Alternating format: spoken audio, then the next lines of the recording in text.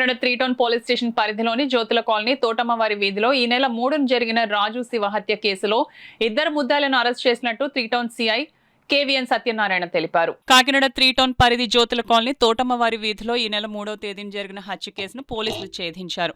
ఈ సందర్భంగా 3 town police స్టేషన్లో ఏర్పాటు చేసిన మీడియా సమావేశంలో 3 టౌన్ సిఐ కేవీఎస్ సత్యనారాయణ వివరాలను వెల్లడించారు. కాకినాడ నగరంలో స్థానిక జ్యోతుల కాలనీ తోటమ్మవారి వీధిలో ఇద్దరు ట్రాన్స్జెండర్లు జెస్సీ, పప్పి కలిసి తన బాబాయ్ అయిన రాజు శివ అనే వ్యక్తిని తీవ్రంగా కొట్టారని, గాయాలతో పడి ఉన్న అతన్ని కాకినాడ జీజీహెచ్లో చేర్చారని, అతని పరిస్థితి విషమంగా ఉందని, అతన్ని కొట్టిన జెస్సీ, పప్పీలపై కేసు నమోదు చేసి చర్యలు తీసుకోవాలని రాజు రాజేష్ అనే వ్యక్తి ఫిర్యాదు చేశారని అన్నారు. కేసు విచారణ జరుగుతుండగా ఆసుపత్రిలో చికిత్స పొందుతున్న రాజు పరిస్థితి విషమించి 6వ తేదీన మరణించడంతో సదరు కేసును హత్య కేసుగా నమోదు చేసి మరణానికి కారణమైన ముద్దాయిలను త్వరితగతిన గుర్తించి అరెస్ట్ చేశామని తెలిపారు. ముద్దాయిలు సాయిపోగు కిరణ్మయి అలియాస్ జెస్సీ మరియు రెడ్డిపోగు అజయ్ కుమార్ అలియాస్ పప్పిలను కోర్టులో హాజరుపరుస్తామని వివరించారు.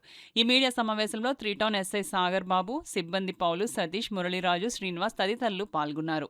వారి యొక్క దుస్తులు ఏవైతే ఉన్నాయో వాటిని వీళ్ళు సంఘటనా స్థలం తర్వాత అక్కడి నుంచి పారిపోయి ఆ దుస్తుల్ని సాక్ష్యాలను మార్చుకోవడానికి ఉతికేయడం జరిగింది. దాని మీద ఈ మూడింటిని కూడా సీజ్ చేసి వారి దగ్గర నుంచి వీరిని అరెస్ట్ చేయడం జరిగింది. ఈ యొక్క కేసుకి మూలం ఏంటంటే ఈ రాజు శివ అనే వ్యక్తి వీళ్ళతో పాటు ఈ ట్రాన్స్జెండర్స్ ఇద్దరు ఎవరైతే సాయిపోగు కిరణ్మయి అలాగే రెడ్డిపోగు అజయ్ కుమార్, వీళ్ళు జెస్సీ, పప్పి అనే ఇద్దరు కూడా ఈ యొక్క షాప్స్ దగ్గరికి తిరుగుతూ ఈ డబ్బులు అవి అడుగుతూ ఉంటారు. ఆ విధంగా తిరుగుతూ ఉంటే వీళ్ళతో పాటు ఈ రాజు శివ కూడా అప్పుడప్పుడు వెళ్తూ ఉంటాడని మా దర్యాప్తులు తెలియంది. దీని దృష్ట్యా వీరిద్దరికి మధ్య చిన్న డబ్బులు తగాదా వచ్చి ఆ రోజు ఈ రాజు శివ కొంచెం తాగిన మొత్తంలో అక్కడ వెళ్ళడం జరిగింది. దాని మీద జరిగిన ఘర్షణలో భాగంగా ఇతను కొంచెం హై హ్యాండెడ్తో ఉండటంతో ఈ యొక్క ఇద్దరు కూడా అతన్ని ఎప్పుడు ఇలా ఇబ్బంది పెడుతున్నాడని చెప్పేసి ఆ యొక్క సమయంలో పక్కన ఉన్న సిమెంట్ రాయి తీసుకుని అతని దవడ మీద గట్టిగా బలంగా కొట్టడంతో అతనికి బలమైన గాయం జరిగింది. ఆ లోపల ఫ్రాక్చర్స్ కూడా జరిగినాయి. తర్వాత అతను పూర్తి రక్తపు మడుగులు అక్కడ పడిపోవడం జరిగింది. ఈ యొక్క సంఘటన తెలిసిన తర్వాత బంధువులు అక్కడికి వచ్చి అంబులెన్స్లో హాస్పిటల్ తీసుకెళ్తే అక్కడ హాస్పిటల్లో చనిపోయాడు.